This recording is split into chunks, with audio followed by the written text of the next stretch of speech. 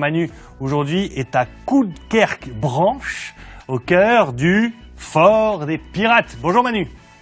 Salut Thibaut, bonjour à tous. Aujourd'hui, on va essayer de trouver un trésor, le trésor des pirates. En fait, il s'agit plutôt d'un spectacle, d'un son et lumière équestre. Pour en parler, je vais rejoindre Thomas. Thomas, c'est le président de l'association Unicorn. Bonjour Thomas. Bonjour. Alors, pendant toute la saison estivale, vous présentez deux spectacles, un le matin, un l'après-midi, très différents ces spectacles. C'est quoi? Alors on présente deux spectacles différents, un le matin qui est plutôt ludique, pédagogique et surtout humoristique.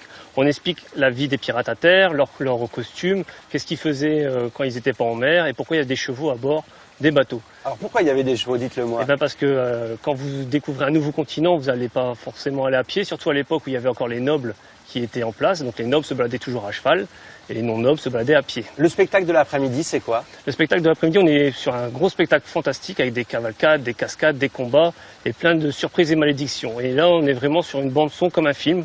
On met play et ça se déroule pendant 1 heure. Merci beaucoup Thomas. On va aller rejoindre Aurélien qui est à notre droite. Bonjour Aurélien. Bonjour. Vous êtes comédien sur le spectacle. Vous avez une dizaine d'années d'expérience. Qu'est-ce qui vous motive? Qu'est-ce qui vous passionne dans ce métier? Moi, quand je fais du spectacle, ce que je recherche, c'est que les gens, ils s'évadent. C'est-à-dire que, par exemple, pendant 1 heure, les gens, ils oublient leurs soucis et qu'ils soient emportés avec nous dans notre spectacle. Pour moi, par exemple, le gentil, quand il arrive, il faut que les gens puissent l'acclamer, tout ça. Quand le méchant arrive, il faut qu'il soit hué. Si on arrive à obtenir ça, pour moi, les gens, ils sont avec nous et au moins, ils oublient leurs soucis. Très bien, c'est ce qu'on va découvrir, cette passion, on va la voir avec les différents comédiens. Je vous dis à dans quelques instants, Thibaut, il y aura de la cascade et de la voltige équestre. A tout de suite. On retrouve Manu du côté du Fort des Pirates à Coudekerque-Branche.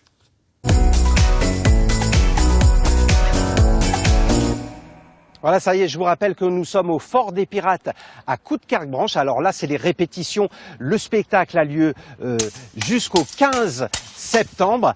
Alors, je suis en compagnie de Thomas qui va nous présenter le spectacle. Thomas, il y a deux types de spectacles, un le matin, un l'après-midi. Oui. Celui du matin, il raconte quoi? Alors, celui du matin, on est tourné plus pédagogiquement, ludique et surtout comique, pardon. On présente la vie des pirates à terre. Parce qu'ils passaient énormément de temps à terre. Dites-le nous, qu'est-ce qu'ils faisaient à terre?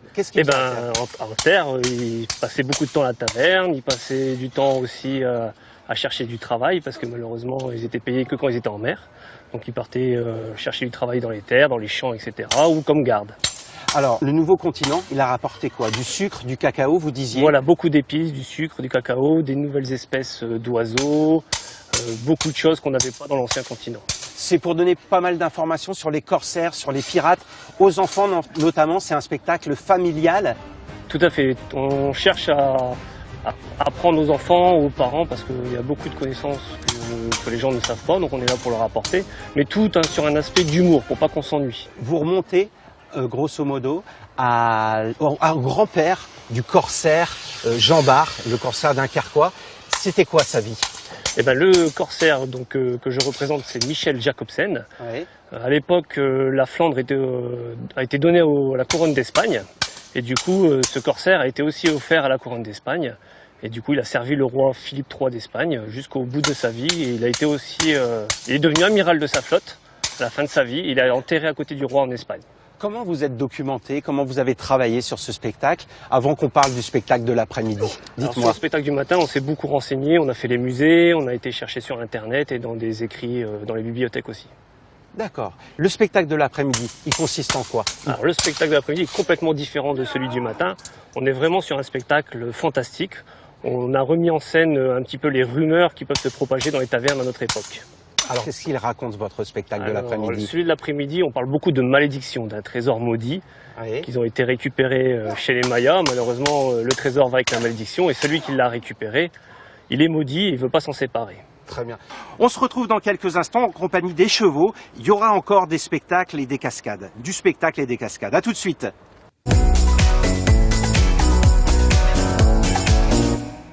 Oui Thibaut, deuxième partie de reportage, je vous rappelle qu'on est au Fort des Pirates à Coudekerque-Branche et regardez ce qui s'y passe.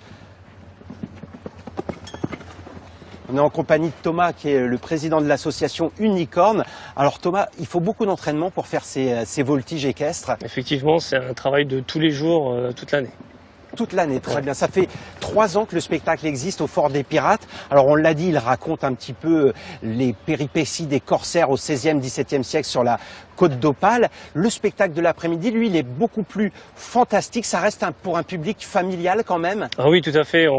C'est un spectacle fantastique. On joue sur les rumeurs de taverne avec les malédictions, etc.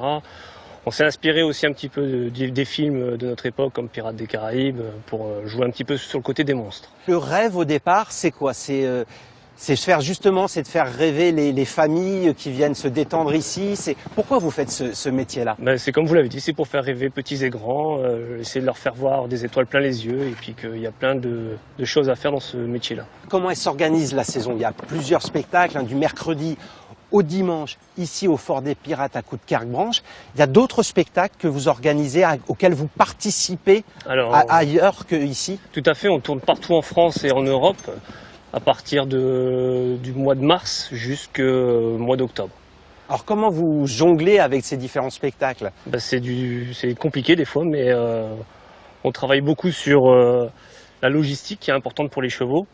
Et puis avec un planning tout bien calé pour que tout soit fluide et qu'il n'y ait pas de... Il y a combien de spectateurs ici à peu près? Alors ça fait 3 ans hein, que vous faites le spectacle. C'est la 3e année. En moyenne, on est à peu près à 200, 250 par jour. 200, 250 par jour, voilà. Ça fait combien sur l'année à peu près? L'année dernière, on a fait 7500 personnes.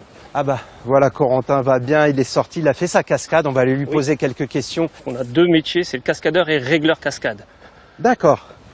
Alors ça, le métier de régleur cascade, ça veut dire quoi? Eh ben ça c'est mon métier, c'est-à-dire que je dois mettre en sécurité notre cascadeur, je règle l'angle de sa chute, l'épaisseur du tapis, pour que le cascadeur n'ait aucun souci lors de sa chute. Corentin, ça s'est bien passé, bonjour. Bonjour, oui, écoutez, super bien, tout s'est bien passé. Alors il y a un matelas de l'autre côté. Tout à fait, oui. À quoi faut faire attention quand vous faites des cascades comme celle-là? Faut vraiment être concentré, en fait, rester dans son truc et savoir viser au bon endroit avant de partir, quoi. Ce qui est assez difficile quand on est de dos. Qu'est-ce qui vous fait rêver, vous? Qu'est-ce qui vous passionne dans ce métier?